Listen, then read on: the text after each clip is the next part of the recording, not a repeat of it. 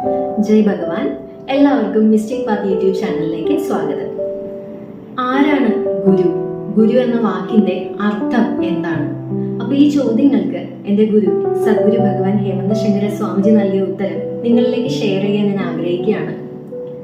ജഡമാകുന്ന ശരീരത്തിന്റെ നിസാരതയെ നല്ലപോലെ മനസ്സിലാക്കി ശരീരാഭിമാനം ഉപേക്ഷിച്ച് ഞാനെന്ന ഭാവം വെടിഞ്ഞ് നിത്യവും ശുദ്ധവുമായ ആത്മചൈതന്യമാണ് ഞാൻ എന്ന ആത്മപ്രഭാവത്തിൽ വിരാജിക്കുന്നവനാണ് യഥാർത്ഥ ഗുരു.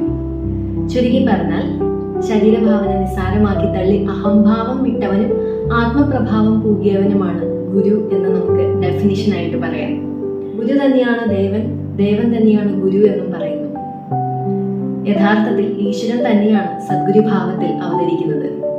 പിന്നെ എല്ലാവർക്കും അറിയാവുന്ന പോലെ ഗുകാരം ഇരുളും രുകാരം അതിനെ തടുക്കുന്നതുമാകുന്നു. അപ്പോൾ അന്ധകാരമാകുന്ന അജ്ഞാനത്തെ തടുക്കുന്നതായതുകൊണ്ട് ഗുരു എന്ന് പറയപ്പെടുന്നു. അങ്ങനെയും കൂടി നമുക്ക് പറയാം. അപ്പൊ എല്ലാവർക്കും ഭഗവാന്റെ അനുഗ്രഹം ഉണ്ടാവട്ടെ. ജയ് ഭഗവാൻ.